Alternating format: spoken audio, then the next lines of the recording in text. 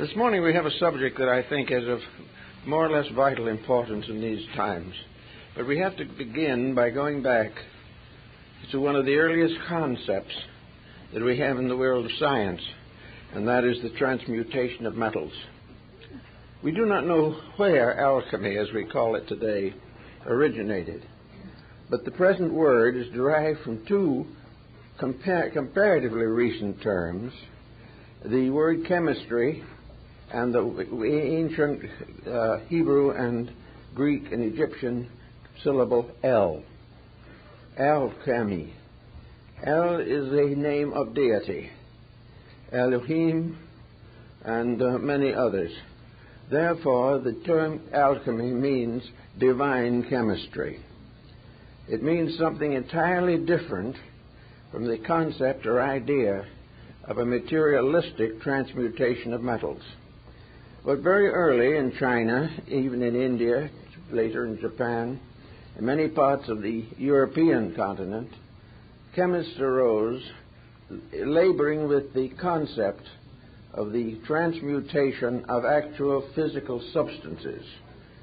Today, science does this every day, and from the beginning of time, nature did it every moment. To deny that it is possible to transmute or transform a substance is not scientifically sound. Every moment, transmutation is going on around us and within us.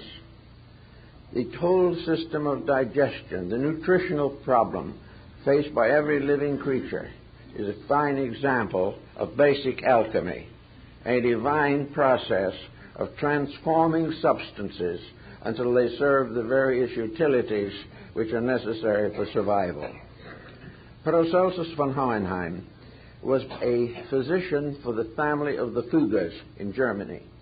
They were the great mining family with mines all over Europe. He was the doctor in charge of the possible accidents and sicknesses that afflicted the workmen. While there, he experimented and wrote considerably on the subject of alchemy. He pointed out, for example, that in the area where the various metals were mined for the Fuggers, grape orchards and vineyards stood on the outer surface, on the surface of the earth, beneath which these mines were located. Those mines which were involved with gold had a peculiar circumstance involved in them. If you took the grapevines that grew on the surface and burned them, you would find gold. In other words, the roots of the plants were picking it out of the earth also. Years ago, we had a character here in Los Angeles who has gone to his blessed reward, who was an alchemist.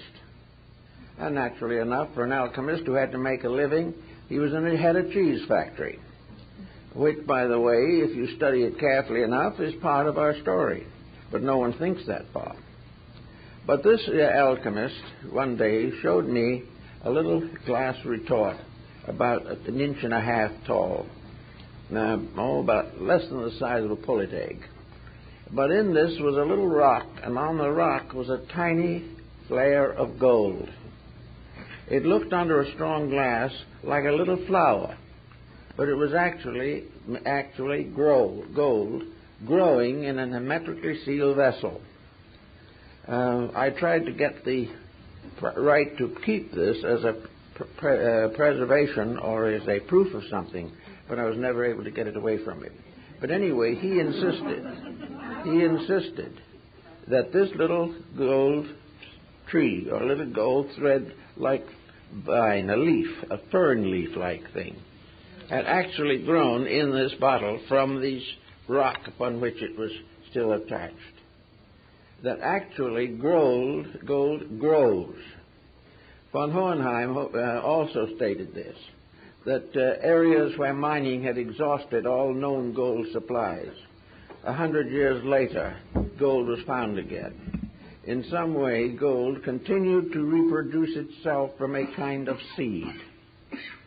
So gold gradually came to be a symbol, and it was as a symbol that it was of most interest to the mystical alchemists of the 16th and 17th centuries. To them, gold was simply a symbol of the human soul and the divine soul. Gold to them was a spiritual agent. It was a symbol of what man is as a mortal creature and how this mortal creature can be transformed into a divine, enlightened power. Gold in alchemy in the 17th and 18th century was a synonym for soul. It was that part of man's nature which combined the elements which we find today symbolically in the symbol of Mercury. The ancient system or triad for the production of gold was salt, sulfur, and mercury. Salt being a symbol of body, sulfur being a symbol of spirit, and mercury being a symbol of the binder or the uniting substance, that which was capable of transmuting one into another. Therefore, the human being, in a sense, is spirit, soul, and body. The spirit as belonging to eternity, the body belonging to the earth and matter, and Mercury a mysterious symbol to the combination or union of heaven and earth in the transmutation of life from a divided substance to a united essence. This type of thinking was the problem of almost all of ancient philosophy. Paracelsus and others warned the alchemists not to center their attention upon the transmutation of metals, but, as von Welling tells us in one of his alchemical writings, that which is true on a spiritual level must also be true on all other levels. And if it is possible to transform mortality to immortality in man, it is also possible in nature, it is possible in all the kingdoms of life, and it is possible of all the substances which make up the created universe. So Paracelsus did not deny the transmutation of metals, but warned that the acceptance of this as the primary factor in alchemy was a mistake, and that as a result of this mistake, most alchemists failed, because they failed first of all to set up the transmutation within themselves, by means of which the true understanding of the mystery could be developed within their own consciousness. In other words, as another alchemist said, there are seeds of life in everything. In India and China and Japan, these are called the Buddha seeds. They are the seeds of all essences and substances. All things grow from their own seed, root, or cause. And the cause of immortality is in every created mortal creature. The seed of immortality is in man. The seed of all knowledge is within the human being. The seed of all hope and of all life and of all wisdom and all understanding, all these are locked within the individual. And they must grow as plants grow. They must gradually overcome the resistance of ignorance. They must day by day and year by year spread their life in all ways. The tree of wisdom grows from the human mind. The tree of love comes from the human heart. The tree of God comes from the eternal seed within the consciousness of the human being. So all of alchemy was primarily a release or a revelation, a transmutation of ignorance into wisdom, a transmutation of death into life everlasting, a transmutation of ignorance into wisdom. And all this was done by a very elaborate process. The secrets of transmutation are beautifully and symbolically set forth in a number of works. Many chemists were deceived by the terms, however, and felt that the formulas were purely physical, but they were not. They were all keys to the release of the infinite life locked within existence itself. Transmutation was transformation, regeneration, resurrection, restoration, reformation. All these things are releases of the seed of eternity within time. the seed of life everlasting in the symbolic substance of illusional disintegration. So we take this point of view a little bit to study the subject which is of great concern to us at the present moment, the regeneration of human society. Now, there are many attitudes on this particular subject. Many feel, for instance, today, in the general disillusionment, that the hoped-for restoration is far removed. Others doubt its reality, just as scientists have doubted that gold could be made from base metals, so politicians and diplomats doubt seriously that peace can be brought out of the confusion in human consciousness. Everywhere, dissolution, division, and mortality rules human relationships.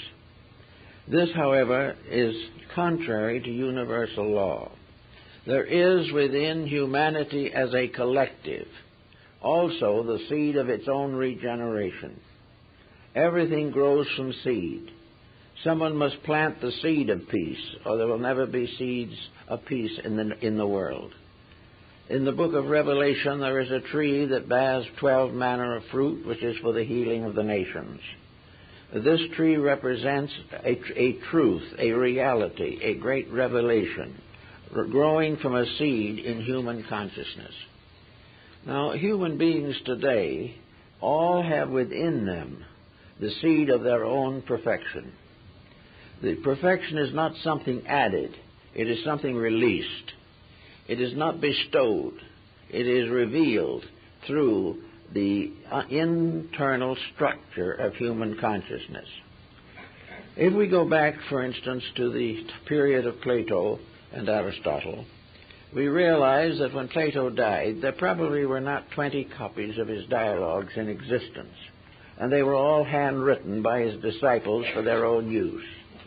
So far as world knowledge, world recognition of Plato's contribution in his own day, there was none. Whatever he attempted to do, he did, and when he finally passed out of this life, he left no institution behind him. He left nothing that endured. He left not even a solid codex of his own writings. And yet today he is better read, better known, and better appreciated than ever before, because somewhere within the nature of his own labor there was the seed of restoration. That which was truth in his writings can never die. The same is true of the words of Christ. Those words were not printed in his own lifetime. Only a few ever saw them or heard them or saw him. But that which is eternal, inevitable, cannot die. And the true tree of life in us cannot die. Today we have many confusions in the world. We have a series of labors that have gone sour. We have attempted to do great things, but they were not the things that were necessary. And in the effort to be great, we have failed to fulfill the natural simplicity of ourselves. We have accepted the idea that fame and fortune are the answers to the human problem. But until fame and fortune are regenerated, until the true seeds within both fame and fortune are restored to their original scientific and spiritual dignities, we will never get anywhere with them. Every mistake, every sorrow, every problem that we have has within it the seed of its own solution. And also it is contributing to the ultimate perfection of ourselves, our world, and our universe. To find these things, we have to begin to search for the keys to regeneration, the keys to restoration. Now, it so happens that these keys have not been entrusted to the sky or the earth. They've been entrusted to man himself. Because of those creatures existing on earth today, the human being is the most evolved, having the greatest potentials, having the greatest equipment with which to accomplish major good in this world. The human being has the facilities, the mental abilities, the rational faculties by which he can take the seed of eternity within himself and release it as described in the structure of Kabbalistic philosophy. So we have here today a world of people, nearly 5 billion, perhaps a little more, each one of which, whether it knows it or not, is immortal. Each one of these creatures has been endowed with a potential. In each human being, the seed of eternity has been sown in the fields of time. The human being could not breathe, could not walk, could not think, could not exist if eternity was not within him. The eternal life, the life of all things, is that which gives man life. Each kingdom of nature unfolds this life according to its own rules and laws. Each kingdom of nature tries to expand its potentials. We see the gradual development of the plant kingdom, in which a small lichen somewhere gradually develops into a magnificent tree. We see all the flowers of the field. We also see all the beautiful crystals in the rocks. Everywhere something of a divine nature is being revealed through kingdoms of nature. In the animal kingdom, other values are revealed. We discover perceptions and reflective powers that we do not even take for existing, let alone take for granted. Then we finally come to the individual, the human being, who is the sum of all this evolutionary process. Here we have a being of which, for instance, we can mention such beings as Leonardo da Vinci. We can think in terms of Michelangelo. We can think of terms of Stradivarius or any of the great leaders of human arts, crafts, and revelations. We can think of the saints and the sages, all of the different degrees of development and unfoldment that already are obvious in the human being. They are obvious because he is endowed with them. They are obvious because they are manifestations of the thing that makes him exist, and that is the divine seed of life within himself. That which is within himself is his own immortality. It is also in that part of him which functions in his daily life. It is that power within him which digests his food, keeps his heart beating, controls and regulates digestion and elimination. It is this same power that gives him the right to write a book, to make a great contribution in art or music or science or philosophy. All the different departments of life arise from one tiny seed, the divine seed in man. It is this one divinity which is the unit. This is the monad of existence. This is the one from which all things come, and yet all things in their infinite divisions are still one. From one source all knowledge arises. For one purpose all knowledge exists, and that is the perfection and growth of living things. In our course of life, politically and socially, we have forgotten almost entirely the part of ourselves which alone can be solutional. We cannot solve with the mind unless the mind is inspired. We cannot create with the hand unless the hand is regulated and guided. We cannot create with the body unless the body itself responds to a divine eternity within itself. So here we are, human beings, each with a different kind of destiny, each dedicated to some purpose, each one hoping, fearing, believing, each one living and dying within a peculiar situation in which the real reason for the whole thing remains unknown. We do not today believe or realize the power of this seed germ within ourselves, which seed germ is eternity, hidden within the folds and regions of time. This inside thing is that which has to be released, and the release of this is the great secret of transmutations and transformations. Everything depends for its survival upon this submerged, hidden source of life within ourselves. It is the spark of eternity in us upon which we depend for everything. And when that leaves the body at death, it takes with it every activity, every process, except disintegration. This is one of the reasons why it seems as though in this world there's been a great overlooking of something.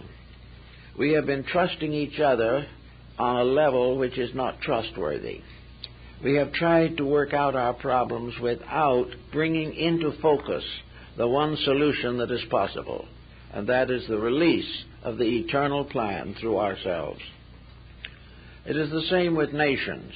From the beginning, nations have been compound individuals. They have existed with temperaments and dispositions.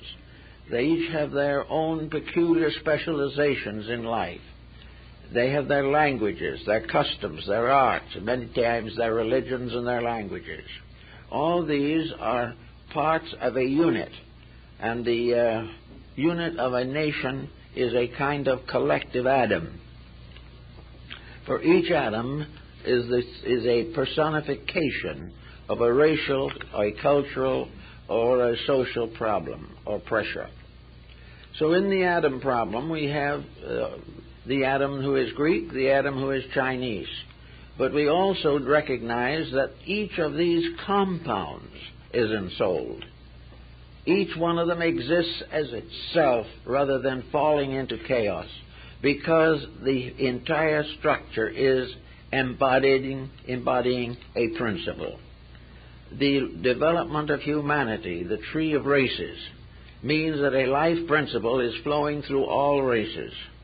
And these races become branches upon a great tree. And this tree is the tree of life itself. But every nation is part of that plan. Every individual within a nation is a leaf or a twig or a bud upon a tree. A living thing depending upon one life. Now this means that whether we realize it or not, there is only one life. And this is the thing which is difficult for us to understand. In our way of competition, in our way of self-centeredness, each individual competes with another and tries to outdo others. In strangeness it may seem, there is no one to compete with, because actually there is only one life. And all competition is a mistaken belief that this life can be controlled in one direction or another, when in the truth of the matter, the creatures must be controlled by that life principle. The principle is not divided. There is no such a thing in the principles of things as the various structures we set up and defend so stoutly. We defend our politics without realizing that all government rises from a tree, and that the root of this tree is in eternity. We believe all arts and sciences have their sources in the various geniuses which created them and which we regard as their patrons. Actually, however, painting, music, literature, architecture, all these are trees growing from one root. Life in all of its manifestations is one life, diversified through expression and through creation, but never actually divided. If one of these arts should actually die, all would die with it, because it is part of one life. Now these various plants and things becoming like individuals, nations, develop characteristics. They develop likes and dislikes. They are influenced by longitude and latitude. And today they are influenced largely by lassitude. They are influenced by fable, by myth, by tradition, by heredity. All these things seem to divide these nations from each other. But as we find so clearly pointed out in the Shakespearean plays, some of them, especially The Merchant of Venice, every one of these various factors depends upon a common feeling, a common reality. If a child dies, does not its parent weep, regardless of race? If someone is killed in an accident, is there not a tragedy, whether we know that person or not? If a nation destroys itself, or tries to, is this not a catastrophe? regardless of what nation it is? Is it more beneficial to life for a small country to die than for a great one? All are one. There is only one nation, and that is the humanity itself. There is only one art, the art of living. There is only one science, the science of salvation. There is only one religion, eternal hope of good. So if we can begin to get this oneness out of to where we can see it, it can do a great deal with it. And yet to the average person, this oneness is more or less obviously necessary, but no one pays much attention to it. We think of each person coming into the world as an individual, free to do what they want to do, and that the life within them is bestowed in order that they may be able to do what they please. So the divine within us is used to advance the human and material ambitions that we develop. Each person seems to feel that he can build a different structure upon the one life which made him alive. He seems to believe or think that he can create a destiny for himself, using this one divine power as eternal life, but that divinity is merely a fuel which permits him to do as he pleases. That in spite of everything to the contrary, the individual is not responsible to anything for the use he makes of everything. This is a factor which we have never been able to completely overcome. But we're getting more and more into the situation where if we can't understand it, we're going to be in a very bad way. We are still hoping that some way, in some manner of our own conjecturing, that we're going to be able to arbitrate these differences, that each individual will be able to continue to do as he pleases, but in some way the power to please in a destructive manner will be reduced. I think the answer to this is something for science to give a lot of thought to, because the first thing we need to know now is the thing that science can't tell us, and that is, what is life? What is the eternal energy that sustains things? What is the mysterious seed from which all life comes? In what ground is mortality planted? In what part or field of space does evolution move? Actually, we have to look very carefully to see what is life.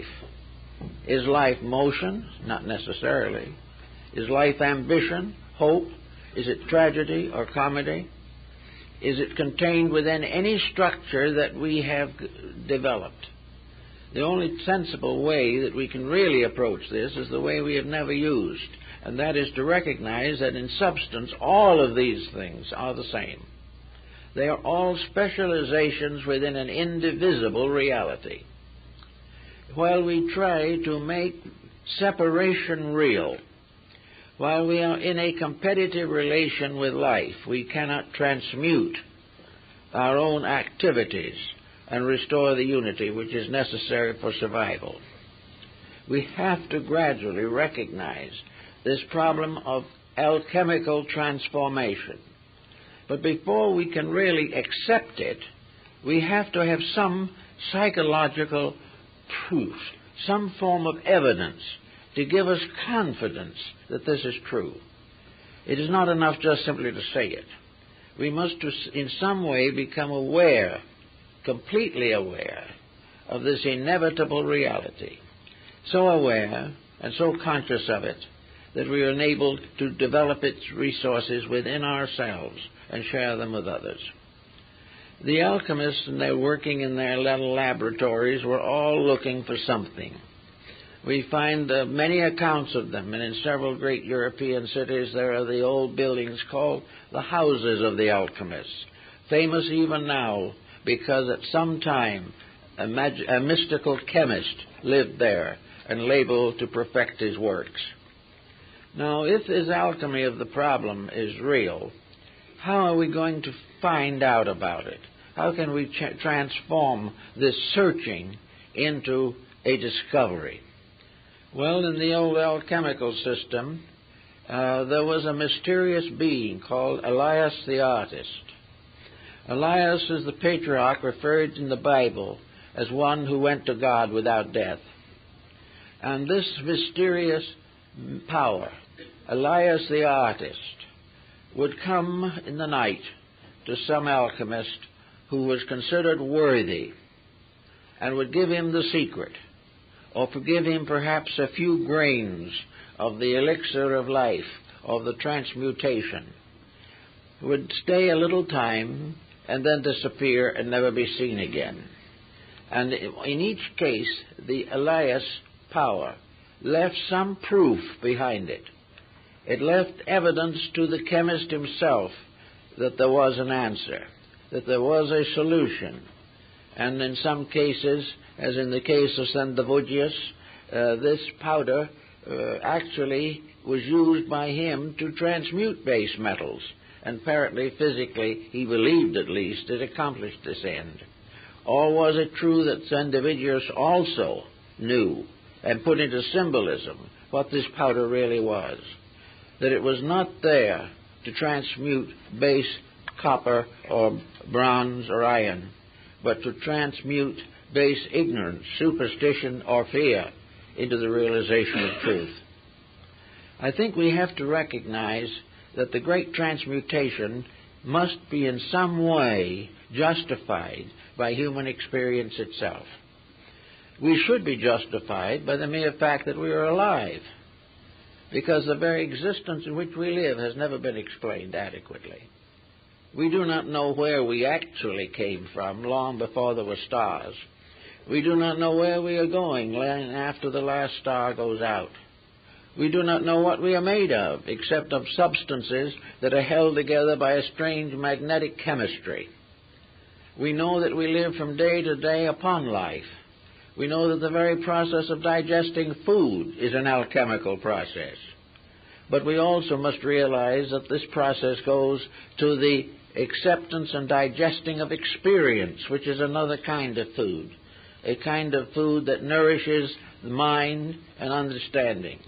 That we must also experience the mystery of love, of divine acceptances of things. These are foods which must also sustain hope within the individual. Therefore, those things necessary for the attainment of the alchemical transmutation must be experienced within the person. He must become aware of these truths, and he must be able to apply them socially upon the different levels and parts of his society. He must understand what governments are. The governments are nothing but the hollow shadow or extension of a divine way of doing things, and that as long as any government differs from the archetype from which it came, it cannot fulfill itself. Therefore, governments must be regenerated. They must be reformed, revised, and restored to their original purpose, namely the purpose of fulfilling the infinite unfoldment of the divine purpose in creation.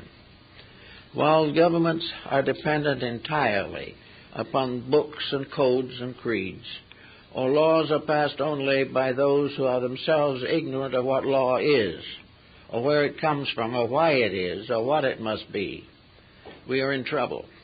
But as long as we are willing to build our laws solely upon previous laws, or upon the previous incumbent in public office, we will never get to understand the final great fact, namely that all things obey except man, and out of his disobedience fell the angels. Every part of nature except man is incapable by its own constitution of actually violating universal law. It has no initiative. It has no free power to become a separate creature. Man is separate. He is separate because potentially he is capable of a greater advancement than any other kingdom of nature on this earth. He is the leading power here. All previous embodiments on this planet have been leading toward him. They have been gradually releasing that part of his own potential which enables him to stand and proclaim his existence. This, however, is not to be the subject of great rejoicing, nor is he to become completely overwhelmed by his own egotism. The fact that he exists is a remarkable thing. The fact that he can exist well is a still more remarkable thing. And he hasn't quite gotten there yet. But he is hoping. But his hopes have to be brought into some form of pattern. And when the old time, in the Bible, they spoke of the earth as a garden and considered that man was the gardener. Well, a gardener is one who takes care of the plants. We're not really doing that. As gardeners in the garden of life, we are not protecting it. We are exploiting it. We are not doing all we can to preserve it. We are doing all we can to make it a servant of personal ambitions.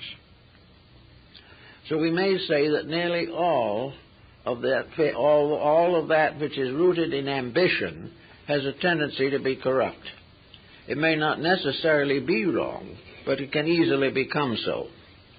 We cannot, by ambition of our own, do that which only eternity knows.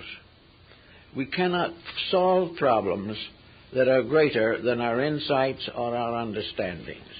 But fortunately, we don't have to.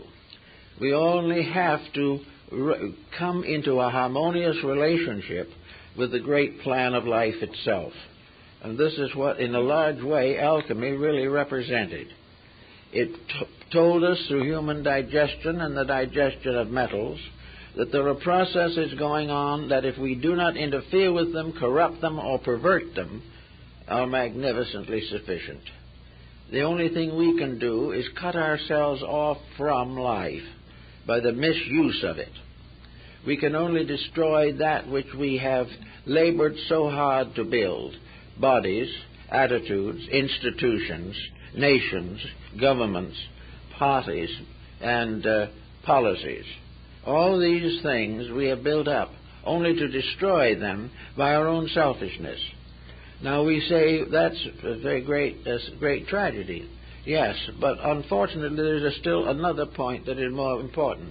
Namely, if we can destroy them, they are not the thing we are seeking. Anything that can be destroyed is not part of the reality, which is completely indestructible. Therefore, we have to gradually bring our own consciousness into relationships with things in which we become aware of the indestructibility of truth. Until we realize this, we will continue to destroy idols we have set up, falsehoods we have deified, until finally we turn against them. Now, in the closing years of the present century, many of the ancient esoteric arts have come back into focus. 50 years ago, an astrologer was considered to be mildly mad. Today, he is becoming more and more interesting, and not only to humanity, but to the sciences. And there are a great many liberal thinkers who, in the last generation, would never permit themselves to study such matters. We came along with acupuncture, which for 2,000 or 3,000 years was used in China and scoffed by us. And all of a sudden we're interested in it. We're interested in the I Ching. We're interested in yoga and Vedanta. We're interested in esotericism, psychism, every type of thing that was once important, then passed into submergence, and now begins to come out again. Why? Because we are becoming more and more, might say, fearful. We are more and more aware that there has to be something we don't know, that there's some way of doing some of these things better than we're doing them. So we're beginning to look for the people who did them better. And we suddenly realize that they are the ones we've been making fun of for centuries, because we believe so firmly in our own mistakes. Now, the coming way of thinking has brought back a tremendous revival in alchemy.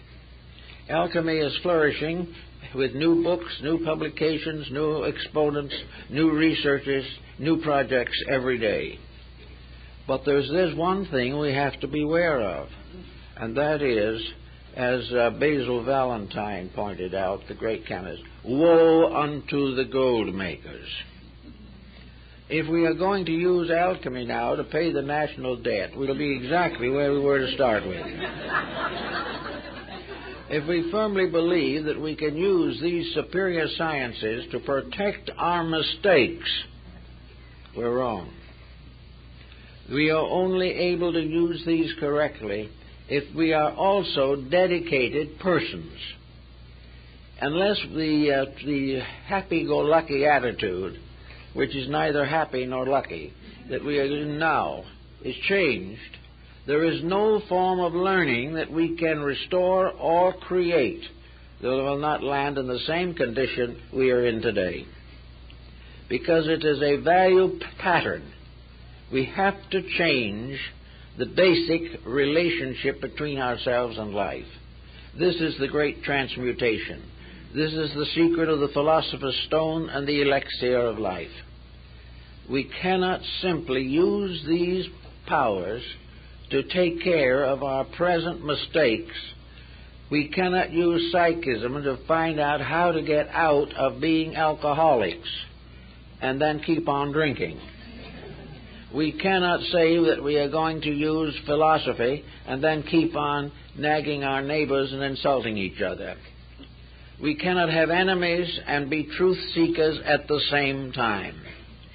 We cannot go on supporting the policies with our minds while we are attacking them with our souls.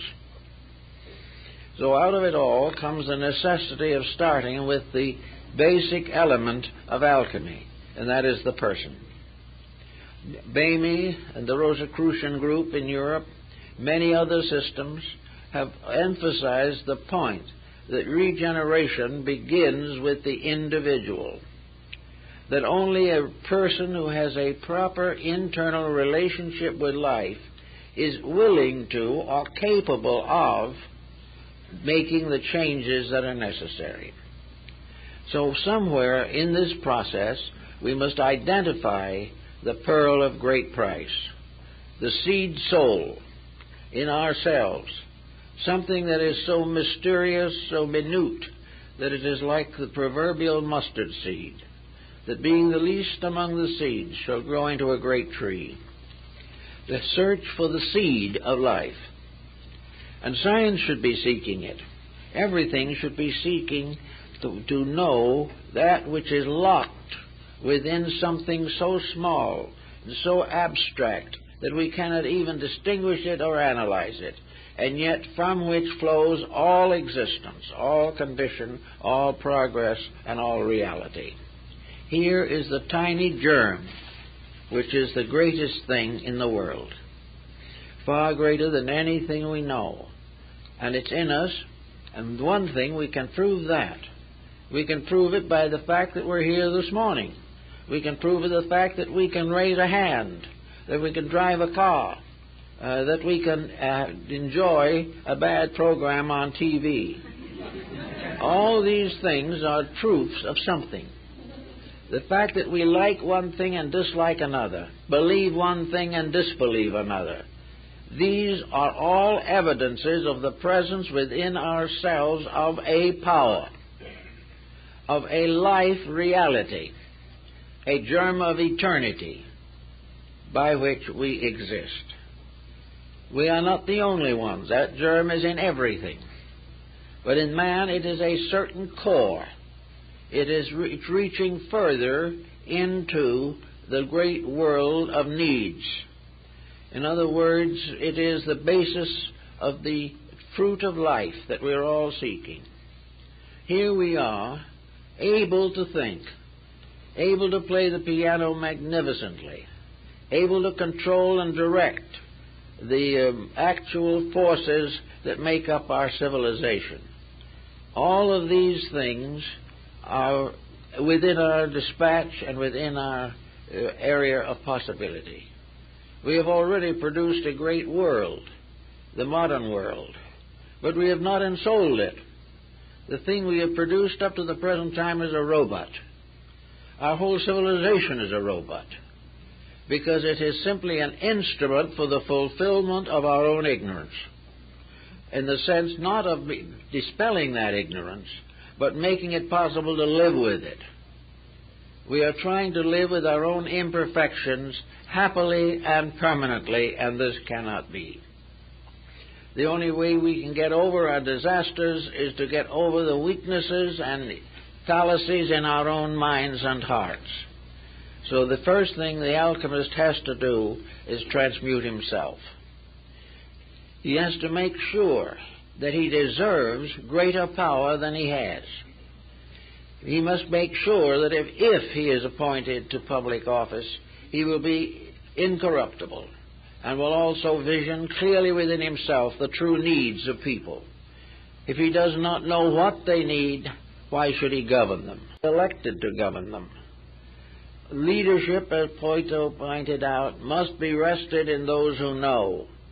And those who know one thing primarily, that the entire universe is subject to immutable laws.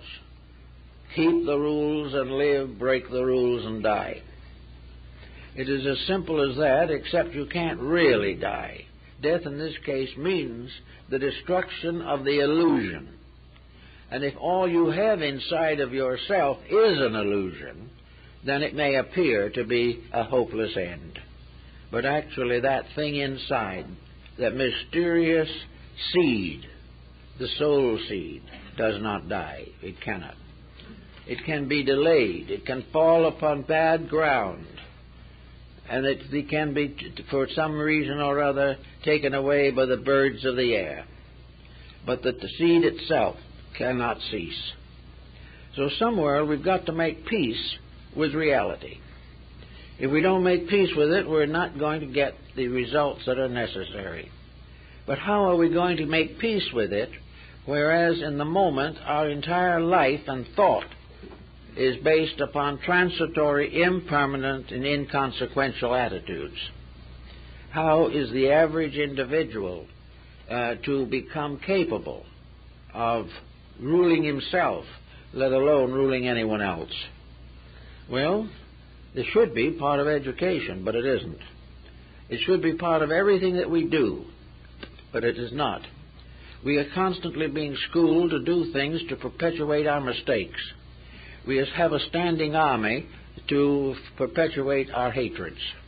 We have everything we can think of to perpetuate a kind of egotism, self-centeredness, or hopeless and ruthless ambition.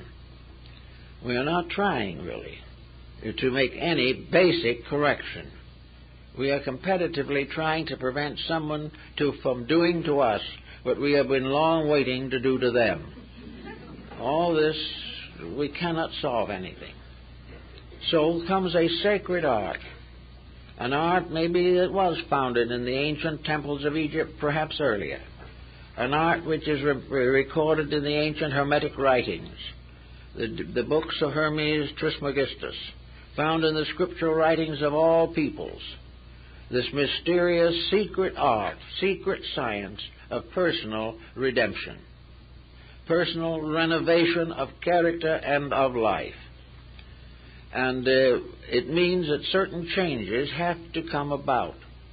Now, in the Orient, there was a very elaborate system of esoteric disciplines set up to help the individual to cure these deficiencies in himself, to build up a personal, integrated being, a personality, a character, a temperament, a disposition, a unit within himself, by means of which he can gradually come into the realization of the soul potential locked within him. This type of discipline and so forth, however, has run into bad times here in the West, for the reason that it is being cultivated, at least in some cases, simply as a means of advancing the same ignorances it is supposed to overthrow. It is not being done because the individual wants to understand truth. It is because he wants to be wiser than someone else and benefit by it.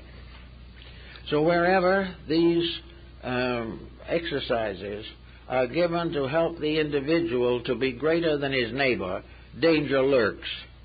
If these exercises are to release him from those things which he has never corrected in himself, it's bad.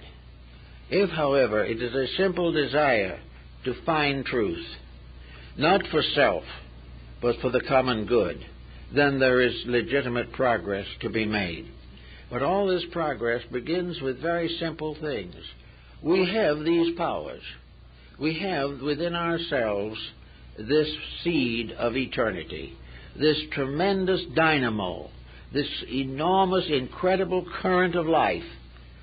And just as a house is lighted by electricity from one great station, so our own individual magnetic fields, our electric selves, are all fed by the energy from one eternal plant. And that eternal plant is the divine life. But that energy is living energy, conscious energy, wise energy, loving energy, and not simply blind force. So in order to manage and work over these problems, the individual must begin his own alchemical researches. Of course, as in the older days, he will be ridiculed, and in many cases the alchemists were persecuted. Some of them were actually died for their beliefs. There were martyrs in all fields of human regeneration. But still, regardless of all these things, we have to go on to try and find a way to reaffirm our own total unity, the unity of all that lives, that we are of what Buddha called a vast commonwealth, that we are a kind of cosmic commune in which all existing things are citizens of one life principle, one life world. Visibly, we can't see it as so small. If we had the eyes of Bamey or Emanuel Swedenborg, we would see it because it extends beyond all conception. It is more vast than the vision of Dante. It is a tremendous situation in which, could we see this cause, it would no longer be a tiny little thing that we can't find. It would burst into something that covers the universe from end to end with eternal effulgency, filled everywhere with life and meaning and reality. Now, man, as St. Thomas Aquinas has taught, is equipped to handle this. It is possible for the human being to become aware of the totality of the life of which he is a part. He must grow up to this, but until he grows up to it, he must continue to pass through the tragedies of ignorance. We are all going to make it, there's no question about that.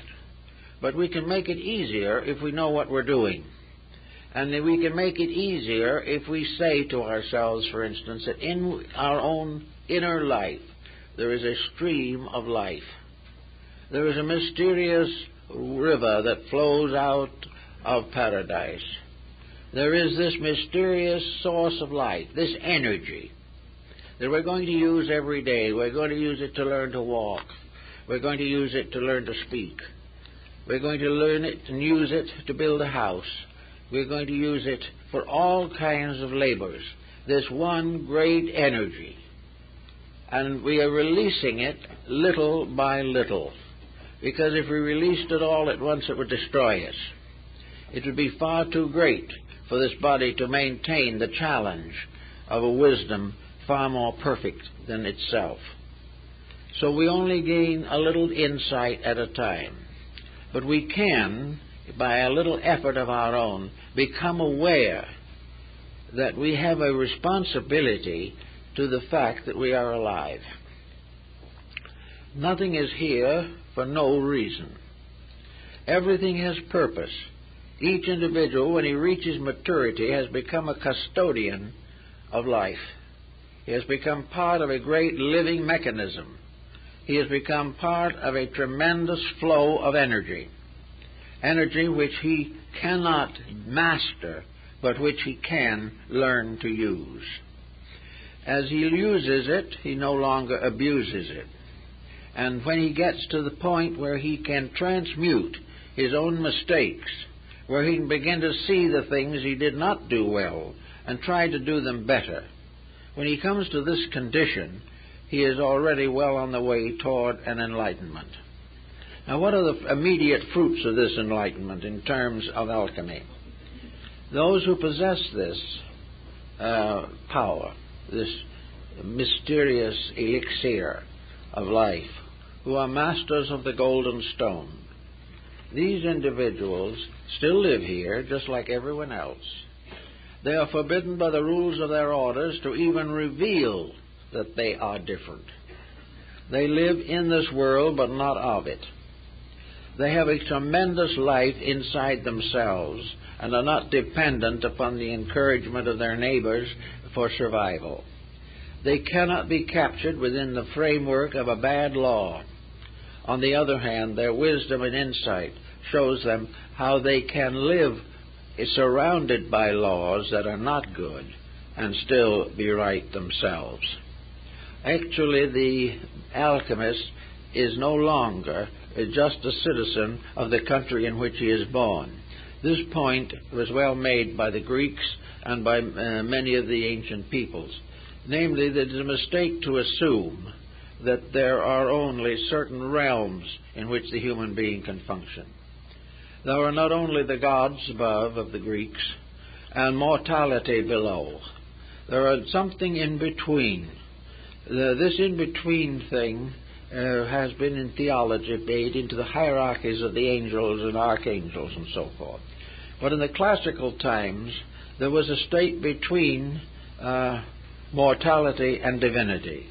And this was the state of the heroes, the heroic state. Or as one Rosicrucian said, there is a race that exists on a plane above us, made up only of those who have been born into it through their own wisdom. And they are called the servants of the generalissimo of the world. So this race, so to say, this superior order, this heroic order, is composed of those who in this world have achieved freedom from negation and have dedicated themselves with those who have gone before to the ultimate service of all that lives. These heroic powers, which we develop through our own integrities, become the basis of a release from the mistakes that have been made. Once we have this correct inside knife, we know why things happen to us.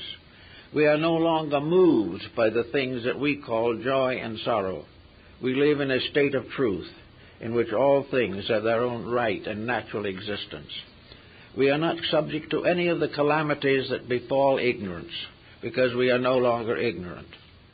And no matter what is done with civilization, no matter how many laws men pass to improve each other's condition, suffering, sorrow, and death will endure as long as the causes of them have not been corrected within the plan of things. So in alchemy, as we see it, we can face into a great many interesting and remarkable facts. We can say something that primitive people, for some unknown reason, have long sensed. Sophistication has been a blinding factor. When we began to overestimate ourselves, we underestimated everything else. And when we began to think of our own magnificence, we forgot that we are tiny pebbles along the shore of a vast ocean. So that we have to gradually get back to a certain simplicity. Nearly all primitive peoples have encountered one level of relationship with life that is important. They don't understand everything. Perhaps they are merely shamanistic peoples. But they do, most primitive people, have a realization of the tremendous integrities of some power, something greater than themselves. On various levels, they interpret this power. To some, it's ancestor. To others, it's totem. To some others, it's the beloved dead. To still others, it is monados, or great ones who walk among the mountains. But in every case, these people have a natural esotericism. They have natural mystical qualities, which they have not outgrown by sophistication. Now, it's true that these faculties are genuine in many instances, and it is also true that they have gradually dropped out of sight. Well, the answer to that is also understandable.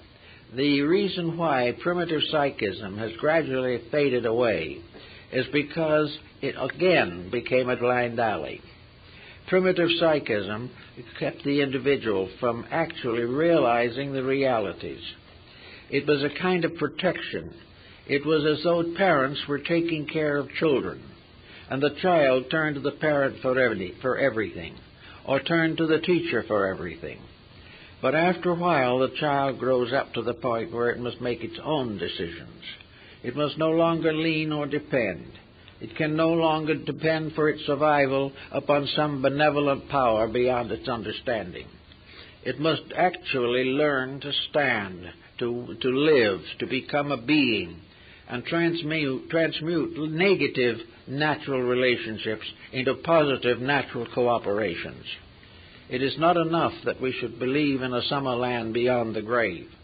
It is that we should have the intelligence and the intellect to use all of our extrasensory perceptions as nature intended. Service, to use them entirely to help to discover this divine reality, which is the end and goal of our search while we remain in the human stage of development. So we have to keep on working with this problem. We have a lunch and we eat something. And this something mysteriously gets absorbed, transformed. We don't tell the stomach what to do. Sometimes we put it in a position where it can't do anything. Under such conditions, it becomes a little resentful. Then we bring out the bicarbonate of soda. But all the processes of the body, from the beating of the heart to the nutrition of cells, everything that happens within this circumference of our skin is incredible. It is a miracle upon miracles every moment. There seems to be no way in which we can explain the wisdom of body cells, that we can actually realize the conscious cooperation of tissues. We cannot understand these things because in some mysterious way our mind has sort of outgrown being a small cell, and we are now interested in trying to be a greater cell somewhere else.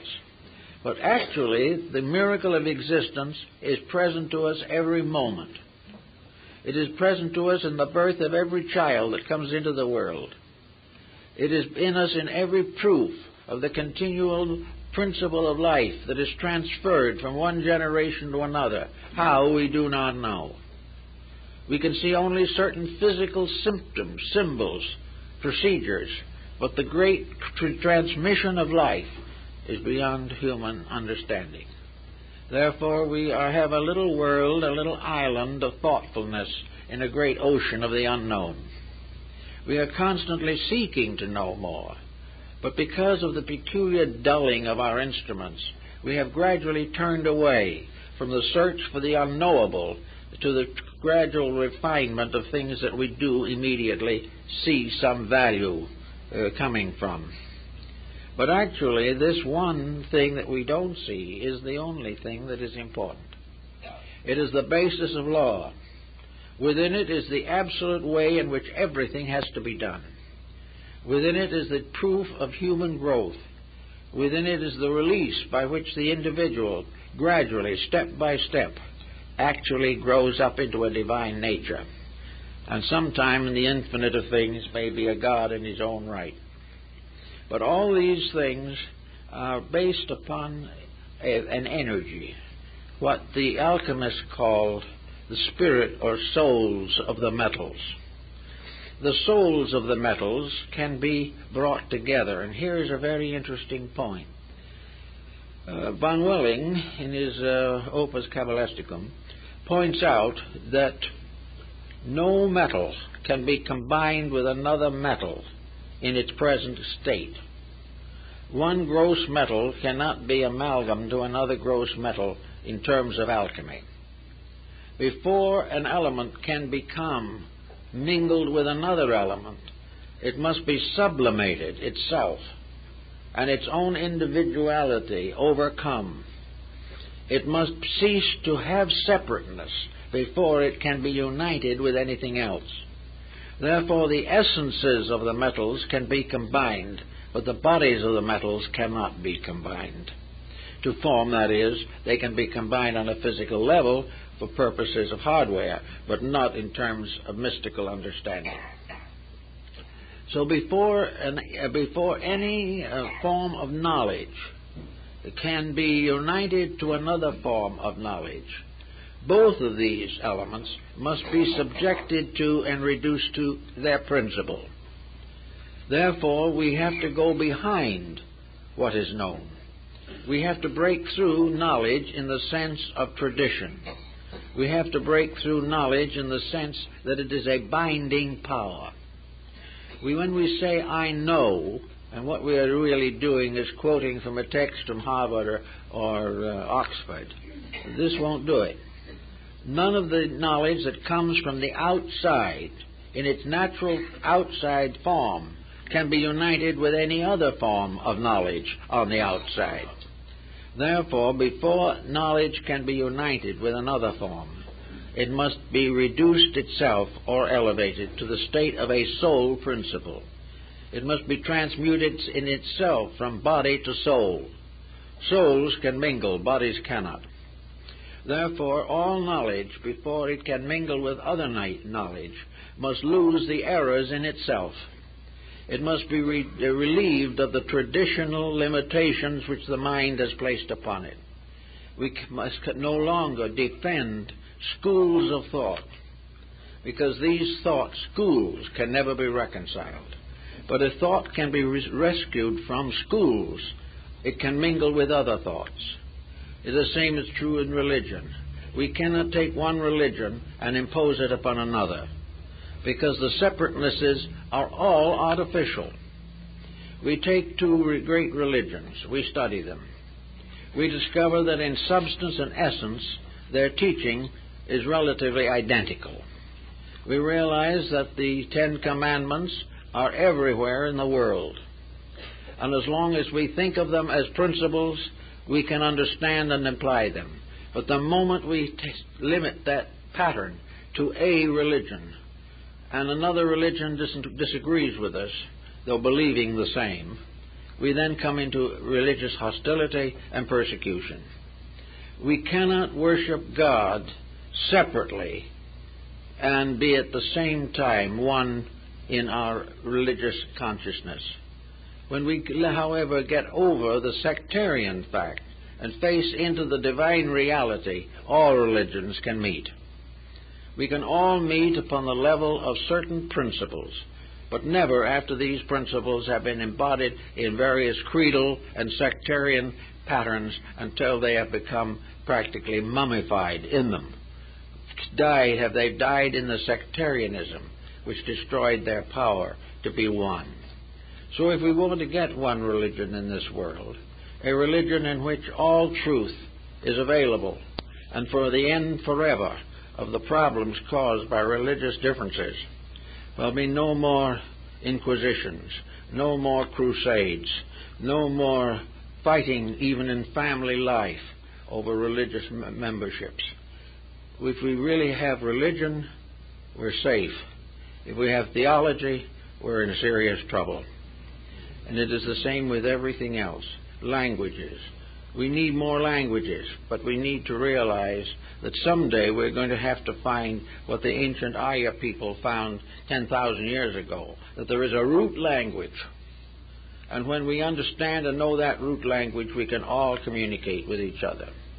It isn't necessary to take lessons in a dozen languages to become a great linguist. It is only necessary to find the common root of communication. There is one, but we haven't found it yet. There always has been. In medicine, there is only one art, the art of healing. There are all schools of medicine. There are all opinions, much of it developed by laboratory research. Much of this is useful, no one denies it. But nearly all of it is limited to fighting the problems of the body. We take sickness and try to cure it. If we had the common understanding of the alchemy of healing, we would not have to cure it because we would not cause it. We are fighting constantly to get over our own mistakes. But if once, somewhere along the line, this principle of unity can take over, and we can find in oneness of character and conduct a great release. We get a shadow of this, of course, even now in the things that are happening. We are being warned against certain indulgences and certain mistakes. Medical science says if you don't take on cocaine, you're not going to have to suffer from the consequences. Well, this is perfectly true. But there should be something else, deeper, that prevents the individual from even considering the use of cocaine. It is not a matter of curing against a whole public mass of people who want to do as they please. The problem is that there is one right way, and that right way transmutes all the mistakes that are dependent upon that particular right way. So in politics and in all these problems, we have to realize that there is a divine government. There is a government of realities. There is a government which we have all been seeking for a long time. And to gain it, we have to realize that this government is the same thing exactly as that which we must impose upon ourselves. Our own bodies contain more living units than inhabit the earth at the present time by many, many times. Yet we have no great problems with them because they are occurring within a disciplined pattern. The same way we have to discipline society. There has to be a relationship between man and nature. What we should be striving for every moment is to find the ways by which all complications are resolved. This is the transmutation process. Selfishness must be transmuted. It is not destroyed. It is given a form of idealistic regeneration. Every fault that we have is a virtue misapplied. It is something that should be done differently. But we don't destroy energies. We simply give them an opportunity to express the best of themselves. So this alchemy probably is going to go on for a little while during the present century and into the century that is yet to come. We are beginning now, and while it's not easy, we are beginning to realize that we cannot do exactly as we please. That if we insist on trying to succeed at the expense of everyone else, we will all fail together. This is not the way it is done. It is not that we are here to get all we can. We are here to give all we can. We are not here to dogmatize. We are here to learn. And education is the problem of the gradual search for the sovereign reality. And this sovereign reality has always been a matter of the highest spiritual development. It is something in which here and there one will arise, born or cultivated, by his own or her own inward values becomes aware of the facts. And maybe not yet has anyone been aware of all the facts. But we are gaining step by step the first big lesson. And that is that there are rules, the game of life, and these rules are not made by human beings. These rules are inherent in the life principle itself. We cannot misuse life without sorrow. We cannot take something that is intended for the common good and try to apply it only to ourselves so that we may have special profit. This will not work. So we watch around us. We see things that a lot of people feel very unhappy about. But we also realize gradually that our own fumbling is becoming unendurable. We are in trouble every minute. We are in trouble because we have gradually complicated our mistakes. When we were a small group of people living on a large planet, our mistakes sort of faded away. Everyone took his mistakes to the grave with him. Now, however, these mistakes are being circulated through one nation after another. All of a sudden, we are one vast family. We are in one humanity in conflict and stress with parts of our own family. Everywhere, the struggle for survival has been multiplied in its intensities, and the survival idea has been lost. We are all struggling not for survival, but for domination over others. So this keeps on going, and all of a sudden it looks pretty bad. We can see now what we couldn't have seen 25 years ago. And actually, this is growth. We are now bewildered. We are intimidated. We are at loss. We do not know what to do next. We do not know where to turn for instruction.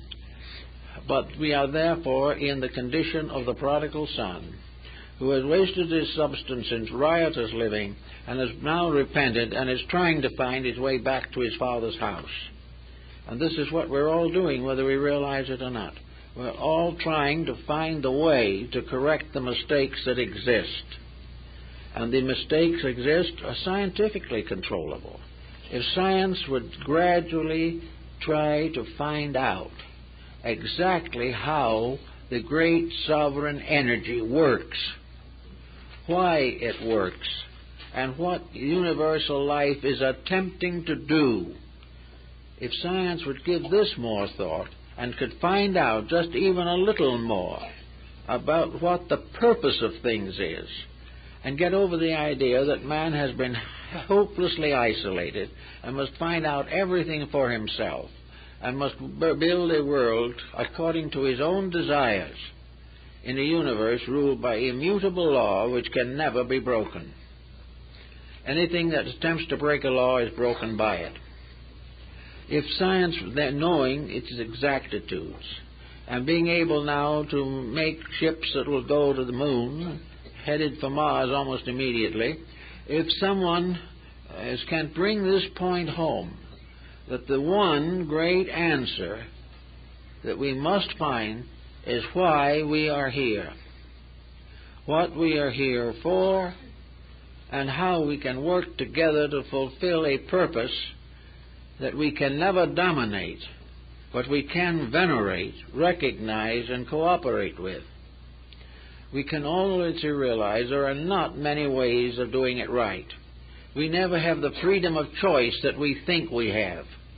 For each individual, finally, there is only one possibility of choice, and that is to choose what is inevitable. This understanding can also begin to work in our lives. We can get over a lot of the pressures of family, a lot of the inconsistencies and inharmonies of daily existence, if we try to the best of our ability to live according to the life within us. And this life says this is only one, and all others have it.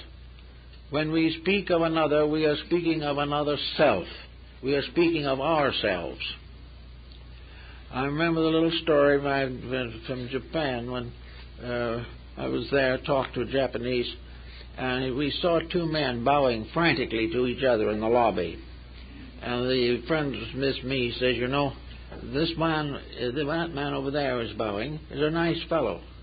And this other man he's bowing to is a rogue. Why should a good man bow to a rogue? Well, my friend said there were two reasons. First, this man is a rogue, but behind that rogue is God, regardless of what he does. Because if God wasn't there, he'd drop dead in his tracks. Therefore, there is a divinity in him, and this is respected even if his conduct is not. And he says there's a second reason also. Bowing is good for the stomach. So the least you get out of it is a little help. And with a little help like that, we can go a great way.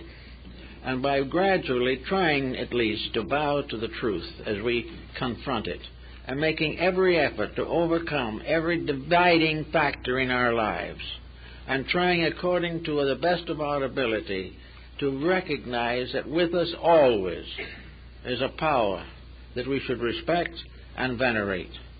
that this unseen guest is the source of ourselves. And we may not see it for a long time, but we know its presence. And the more we know about it, the more we respect it. And out of respect comes love, and out of love comes obedience. So if we all work it out the best we can, the universal transmutation will take place.